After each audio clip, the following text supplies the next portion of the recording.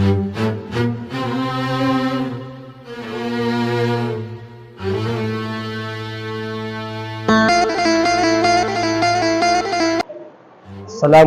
warahmatullahi wabarakatuh. Waalaikumsalam warahmatullahi wabarakatuh. Alhamdulillahilladzi bi ni'matihi tatimmus shalihat. Wassalatu wassalamu ala asyrafil anbiya'i wal mursalin wa ala alihi wa ashabihi wa man wala.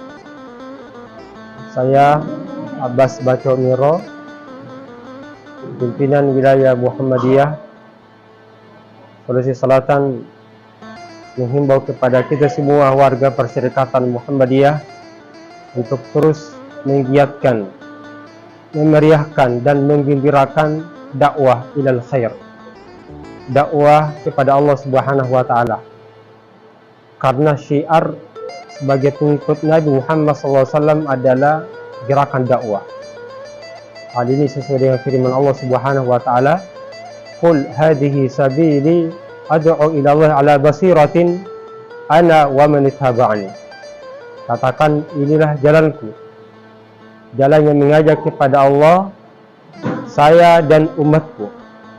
Maka kemuliaan umat ini adalah ketika mereka mampu memberikan kebaikan kepada seluruh manusia. Maka tentu dakwah dari diri sendiri, buat keluarga dan masyarakat, bahkan untuk alam ini, yang merupakan ciri khas gerakan dakwah kita.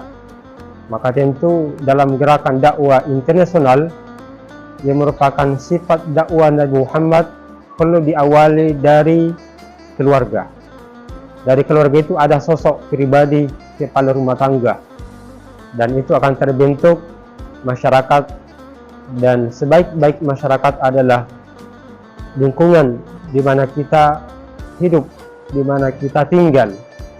Maka di sini pengajian-pengajian ranting itu perlu dikuatkan, karena pengajian yang ranting yang kuat itu akan tumbuh pengajian cabang yang kuat juga, sehingga akan lahir pula pengajian tingkat daerah yang kuat.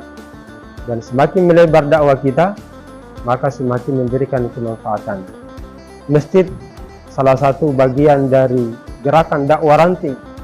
Kitalah yang menghidupkan masjid itu sebagai basis dakwah kita yang ada di ranting, sehingga kita bisa menjadikan pertanggungjawaban kita di hadapan Allah, termasuk orang-orang yang memakmurkan masjid lewat gerakan dakwah, insyaallah.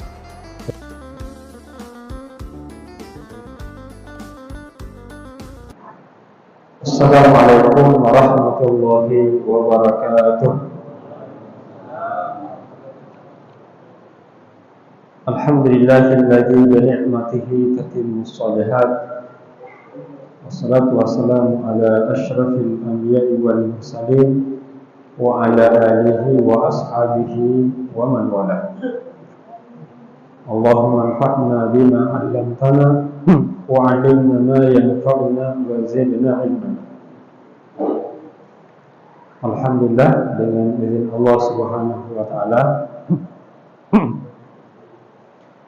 pada kesempatan berbahagia malam hari ini dapat kita memulai kembali kajian rutin yang terhenti di beberapa pekan atau beberapa waktu.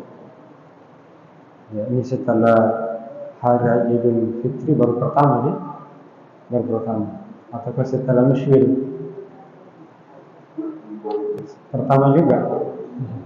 Alhamdulillah. Ini karena kesibukan kita di Musyir dan Musda.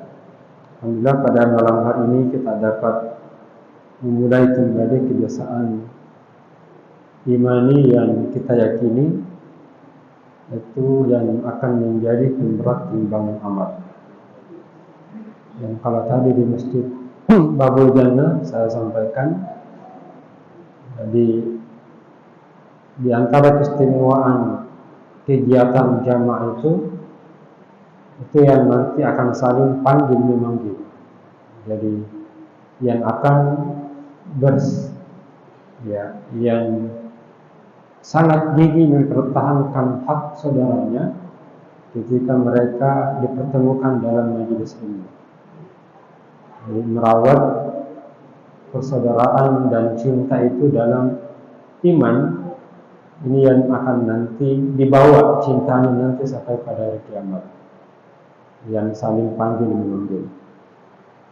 Malam hari ini kita akan fokuskan satu dari bagian agama yang tidak diabaikan, yang cukup besar perannya dalam kehidupan sebagai seorang hamba. Ini yang disebutkan dengan al-udhiyah.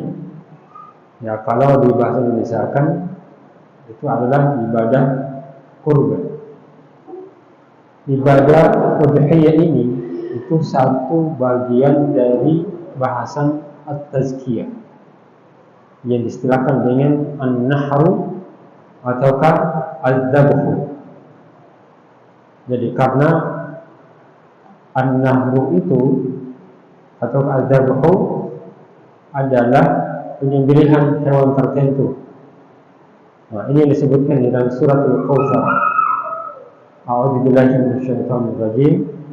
Inna a'tainakal kautsar fashalli lirabbika wanhar. Jadi salah satu bentuk peribadatan itu adalah at-tazkiyah ataukah penyembelihan. Maka di sinilah kita akan temukan beberapa bentuk peribadatan lewat penyembelihan, nah, seperti akikah, dan udhiyah. Di mana fungsi tazkiyah ini itu merupakan salah satu syarat akan kebolehan hewan yang kita sembelih itu halal dimakan. Dalam ibadah kita kenal istilah ibadah ta'abbudi dan ada ibadah ta'abbudi. Jadi ada ibadah yang semata-mata memang tata caranya, rinciannya itu sudah ditetapkan, yang terkadang tidak bisa diakali, tidak bisa dirasionalisasikan. Misalnya, kenapa kalau kita sholat maghrib 3 rakaat? Kenapa kalau sholat subuh hanya 2 rakaat? Isya 4 rakaat? Itu sesuatu yang sudah ditentukan. Ya, orang Inggris mengatakan given, sudah ditetapkan, sudah diaturkan. Ini yang tidak bisa dirubah-rubah. Kemudian kedua, jenis ibadah yang bisa dirubah, yang diistilahkan dengan ta'akkuli, bisa dirasionalisasikan. Dan biasanya yang bisa dirasionalisasikan itu adalah ibadah yang terkait kemanfaatannya kepada manusia. Jadi tidak semata kepada Allah, tapi kemanfaatannya itu kepada manusia. Nah, kurban, penyembelihan hewan kurban itu dua sisi dimaksud. Sifatnya mahdhah yang istilah daripada ta'abbudi, tapi dia bisa juga dirasionalisasikan. Karena ada sisi hubungan kepada Allah dan ada sisi hubungan kepada manusia. Nah, kurban atau udhiyah masuk di dalam. Nah, ini yang harus kita pahami. Prinsip-prinsip apa yang masuk ta'abbudi, yang pasti harus seperti itu tata caranya, dan prinsip yang mana boleh dikembangkan, yang diserahkan dengan dinamisasi. Kalau bahasa tajrid dan tajdid, kemurnian dan pengimbangan, diserahkan dengan dinamisasi. Udhiyah itu adalah istilah dari istilah agama untuk menyembelih hewan tertentu. Ya. Jadi untuk menyembelih hewan tertentu dengan niat bertakarrub kepada Allah Subhanahu wa taala. Pada hari-hari tertentu dan dengan syarat-syarat tertentu. Nah, berarti dari definisi ini ada ketentuan-ketentuan sehingga ibadah kurban itu dianggap sah dan kita memperoleh pahala dari ibadah kurban itu. Salah satu kerugian seseorang adalah kalau dia beribadah tetapi tidak dihargai, artinya tidak diterima. Nah, ini artinya rugi. Nah, kita berilmu ini agar amal ibadah kita diterima oleh Allah dan dinilai dan dihargai oleh Allah Subhanahu wa taala. Dari definisi ini berarti hewan kurban itu adalah menyembelih hewan tertentu. Jadi penyembelihan yang pertama sembelih, yang kedua hewan tertentu, yang ketiga dengan niat. Ini poin ketiga, dengan niat bertakarub kepada Allah Subhanahu wa taala pada yang keempat di hari-hari tertentu. Nah, itulah disebut dengan hari Nahar. Itu hari yang bertepatan dengan 10 Zulhijjah ditambah dengan ayam tasyrik. Ayam tasyrik ini itu adalah 11, 12, 13. 12, 13. Dengan syarat-syarat tertentu. Nah, dengan syarat-syarat. Berarti hewan kurban itu adalah hewan yang harus ada sembelihan. Jadi harus disembelih. Dan hewan yang disembelih itu adalah 3. Karena sifatnya taat budi, jadi tidak sembarangan hewan. Hewan yang dimaksud adalah al-an'am. Jadi masuk kategori al-an'am itu al-ibil, unta, al-baqarah, sapi, dan al-ghanamu, kambing. Nah, kalau kita kembangkan unta dan sejenisnya, sapi dan sejenisnya, dan juga kambing dan sejenisnya. Tentu ini didasari dari firman Allah Subhanahu wa taala yang sering kita hafal. Ya, inna a'tainakal kautsar fashalli li rabbika wanhar. Nah, karena ini sudah ditentukan penyembelihan itu, maka dalam menyembelih hewan kurban harus mengikuti tata cara karena masuk ibadah tertentu. Jadi tidak sembarangan kolom. Ada tata caranya. Tata cara yang pertama terkait dengan hewan yang dikurbankan ini, yang disembelih tadi unta, sapi, kambing yang masih hidup. Nah, berarti kalau sudah mati, tidak bisa lagi karena tidak bisa mengalir darahnya dengan cara penyembelihan hewan dengan mengeluarkan darah dengan cara-cara tertentu. Dan hewan yang dikurbankan ini, yang disembelih ini tidak berada di tanah haram. Nah, itu hewan yang harus disembelih bukan di tanah suci. Nah, dan yang menyembelih adalah orang yang tidak sedang berihram. Ya. Dan termasuk yang menyembelih ini adalah orang yang berakal. Jadi kalau orang mabuk tidak bisa, ataukah orang yang gila, orang gila tidak bisa juga. Nah, sama juga dengan orang yang non muslim. Kan ada syarat penyembelihan, wala ta'kulu mimma lam yuzkar ismullahi alaihi. Dan jangan kamu makan sesuatu yang disembelih bukan atas nama Allah. Berarti harus yang menyembelih mereka yang muslim dan menyebut nama Allah. Minimal menyatakan Bismillah, Allahu Akbar. Nah, jangan sengaja dilupakan. Ulama sepakat bahwa orang yang sengaja melupakan, tidak menyebut nama Allah pada dia muslim, itu dianggap bangkai. Artinya tidak dihalalkan. Kecuali kalau tak lupa seorang muslim lupa baca basmalah, padahal tidak ada keinginan untuk melupakan itu. Nah, demikian juga non muslim tidak bisa karena tidak menyebutkan nama Allah Subhanahu wa taala saat penyembelihan. Nah, karena dia adalah hewan kurban yang ditentukan di hari-hari tertentu, itu pada tanggal 10, 11, 12. Maka kalau ada hewan yang disembelih sebelum hari raya itu, maka dianggap sedekah biasa. Ataukah menyembelih hewan kurban lewat waktunya, ya, maka dianggap sedekah biasa saja. Karena penyembelihan hewan kurban adalah di waktu-waktu yang sudah ditentukan.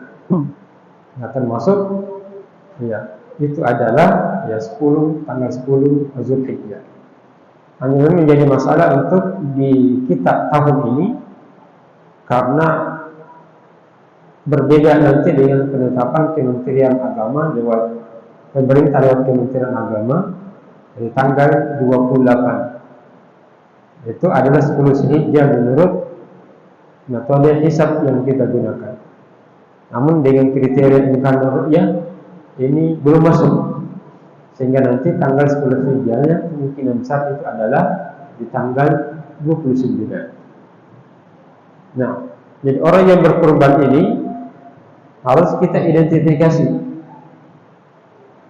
apakah nanti yang berkurban ini adalah mereka yang berpedoman dengan metode hisab wujudul hilal atau keingkaran ru'yah.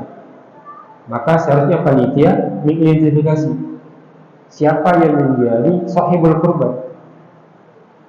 Sebab kalau yang berkurban itu dengan menggunakan metode ingkaran ru'yah, padahal penyembelihannya nanti itu adalah tanggal 28, maka hewan kurban yang disembelih itu dianggap sedekah biasa.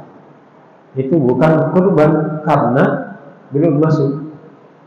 Kata Nabi sallallahu man zabaha man yudahi, siapa yang menyembelih qabla an yusalli falyu'id. Jadi siapa yang menyembelih hewan sebelum ia melaksanakan salat maka diulangi, harus mengulangi. Nah, bentuk pengulangannya itu harus menyembelih lagi karena dianggap yang pertama itu sebelum masuk waktunya itu dianggap sedekah biasa saja. Maka bentuk pengulangannya ya itu adalah menyembelih lagi yang kedua. Ya itu yang disebut Nabi sallallahu man dzabaha qabla an yusalli. Jadi siapa yang menyembelih sebelum salat artinya sahibul kurban, dipotong sembelihannya sebelum ia salat, falyu'id, maka nahak ukhra, maka hendaklah ia menggantikan posisinya yang lain. Wa man lam yasbah falyasbah. Nah, yang belum menyembelih, ya silakan menyembelih di sini. Nah, itu maka untuk menyelamatkan keduanya diundur nanti pada tanggal 29. Ya, sebab kalau nanti 28 maka yang ini itu dianggap sedekah biasa saja. Pertanyaan muncul adalah kalau itu dianjurkan, apakah posisi anjuran ini apa? Apakah dia wajib atau dia sunnah? Maka sunnah saja. Nah, di sini masuk dari hal silang pendapat, masuk ulama berbeda pendapat. Minimal ada dua pandangan umum, ada yang mewajibkan dan ada yang mensunnahkan secara muakkadah. Tapi saya nggak apa-apa saya sebutkan dari supaya kita tahu dan masing-masing. Di antara yang mewajibkan itu untuk berkurban bagi yang mampu. Tentu yang tidak mampu tidak ada kewajiban. La yukallifullahu nafsan illa wus'aha. Siapa yang maksud dengan orang yang mampu itu? Orang yang mampu itu adalah mereka yang punya kemampuan berkurban pada hari hanya. Nah, itu mampu. Dan ya, mampu memenuhi kebutuhan primer yang lainnya, misalnya aja dimakan. Jadi tidak dalam keadaan darurat juga. Jadi ada persiapan makanan makan, minum dalam hari-hari itu, pekan-pekan itu, dan ada biaya atau kadar untuk bisa berkurban pada hari-hari. Itu berarti punya kemampuan untuk berkurban dengan memperhatikan tentu kebutuhan-kebutuhan yang mendesak. Jadi kalau terpenuhi kebutuhan mendesaknya yang sifatnya primer dan ada kemampuan untuk menyembelih 1 ekor kambing ataukah 1/7 dari hewan sapi misalnya, ataukah 1/10 minimal untuk penyembelihan unta, maka sudah masuk kategori mampu al-musir. Dan mereka ini pendapat pertama ada yang mewajibkan. Ini kita sebutkan supaya ada pemahaman bahwa ada yang mewajibkan, walaupun nanti di Tarjih Muhammadiyah itu menyatakan sunnah muakkadah, supaya kita tahu minimal hukumnya ini, tidak ada seperti ini. Dan yang pertama ada perintah. Itu yang kita baca, inna a'tainaka al-kautsar fashalli lirabbika wanhar. Yang kedua, hadis yang kita baca lagi, man dzabaha, siapa yang menyembelih qabla an yusalliya, sebelum ia salat, falyu'id, maka dia mengulangi. Maka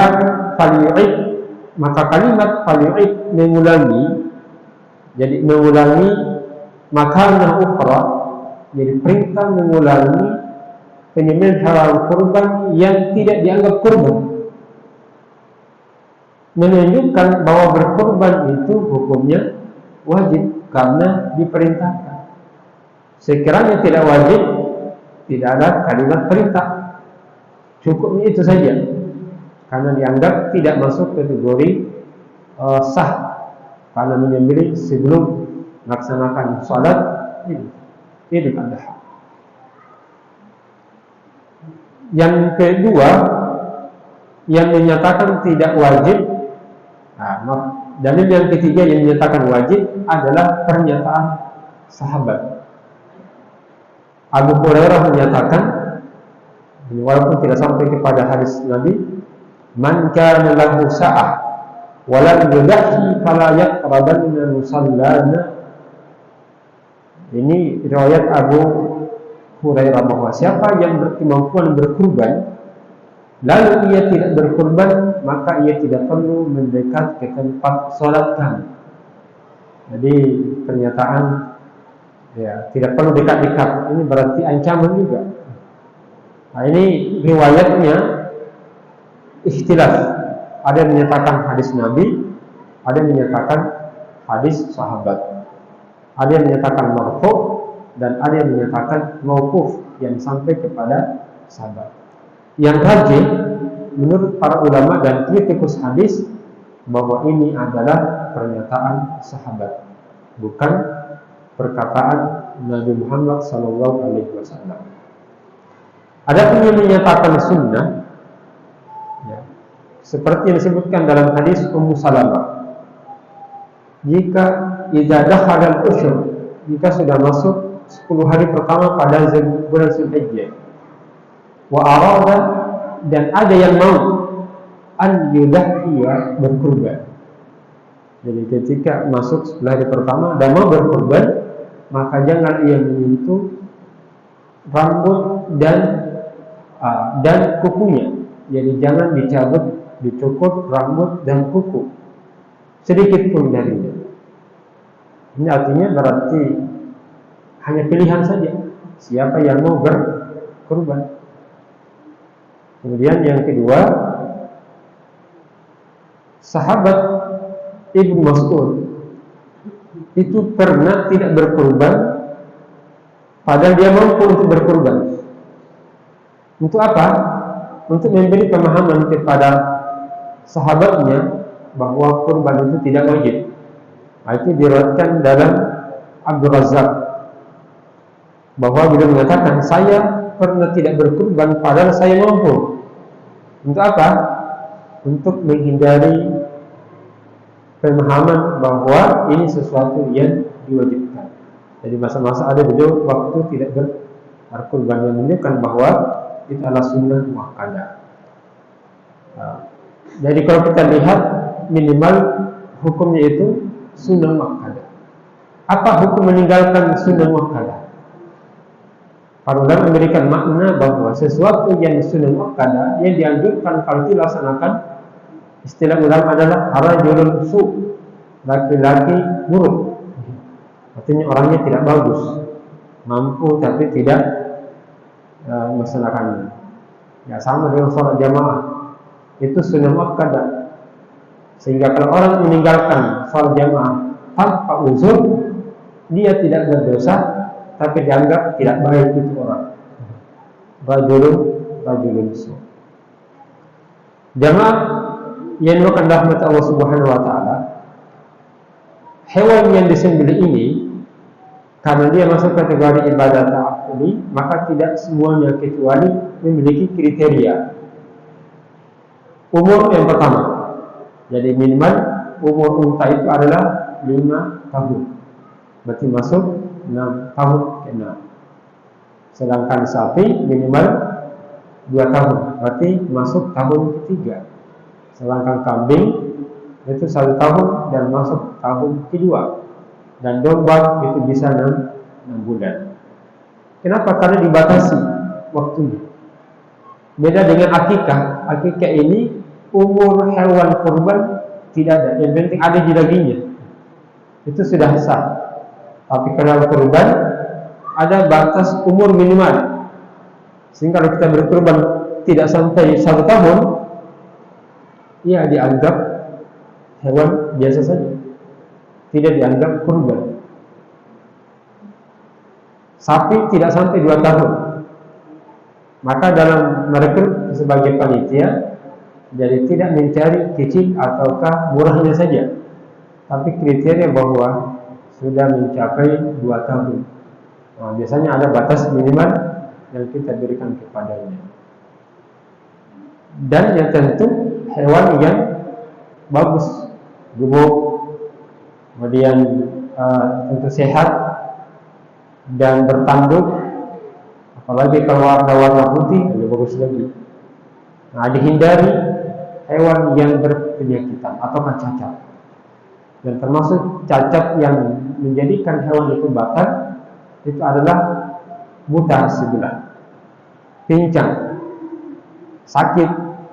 Ini sakit tentu yang mengaruhi dagingnya dan berpengaruh terhadap orang yang makan nanti. Atau ke hewan yang tidak punya susun tulang belakang karena kurus. Ya, karena tujuannya hewan kurban itu adalah dagingnya dimakan. Nah, kalau tidak ada, ya makanya hewan seperti ini dianggap tidak sah untuk dikurbankan.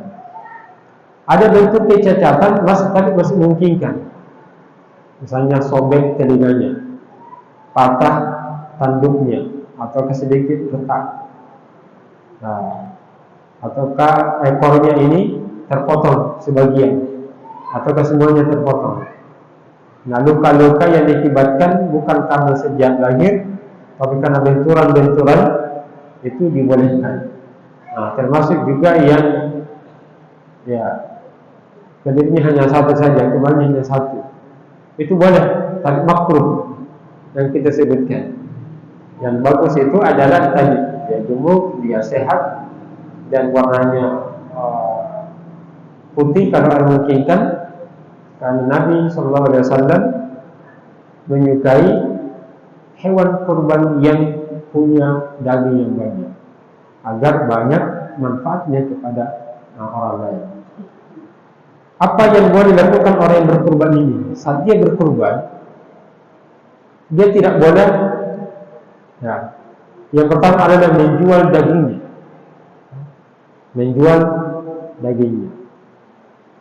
Nah, tidak bisa juga ya hanya untuk dirinya saja, karena kurban itu sudah karena Allah. Maka hewan yang kita dapati ini jangan lagi dijual, karena sudah kita peruntukkan untuk karena Allah Subhanahu wa taala. Semua bagian-bagian dari hewan kurban itu kalau sudah diniatkan karena Allah, maka tidak bisa lagi belikan. Tidak boleh lagi mengambil keuntungan di dalamnya. Karena sudah diserahkan kepada Allah Subhanahu wa Ta'ala. Yang bisa dilakukan bagi sahibul kurban, ya, dimakan silahkan, dibagi sedekah, dan bisa juga dimanfaatkan kulitnya, dan boleh disimpan, bisa lebih daripada 3 hari. Mungkin terlalu banyak dagingnya, dikumpul buat dendeng, ataukah dikalungkan lalu dikirim ke tempat-tempat yang lain. Ini bisa dilakukan. Siapa selain orang yang punya kemampuan, apakah boleh dalam bentuk misalnya dipinjam? Nah, ini berarti kalau pinjaman tidak mampu, maka tidak terlalu dianjurkan. Tapi kalau ada yang meminjam, dia yakin ada yang bisa diganti, seperti pegawai negeri, ada gaji tetapnya. Itu saat ini belum, dia utang dulu ke panitia, maka itu boleh. Nanti pada masanya dia bisa bayar gajian, baru diberikan. Jadi harapan dia bisa menggantikan lagi. Tapi kalau tidak ada penghasilan utamanya, lalu dia paksakan, sebaiknya dihindari supaya tidak terjerumus ke dalam hal yang memberatkan. Kenapa? Karena kurban ini sifatnya adalah beban yang diperuntukkan bagi mereka yang mampu dan mereka yang masih hidup. Maka oleh karena itu, berkurban atas nama orang yang meninggal sebenarnya tidak ada, karena masuk kategori beban agama, beban ibadah, sama dengan salat. Salat itu bagi yang masih hidup. Kalau sudah meninggal tidak ada. Maka tidak ada kiriman salat kepada orang yang meninggal dunia. Sebagaimana dia juga kalau berkurban, itu bisa dilihat dari ayat fasalli li rabbika wanhar, satu paket.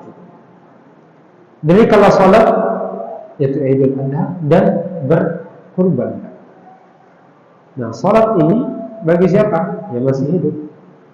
Maka tidak ada kita salat diperuntukkan bagi orang yang sudah meninggal. Sama juga dengan kurban ini yang masih hidup. Kenapa? Karena ada yang tanda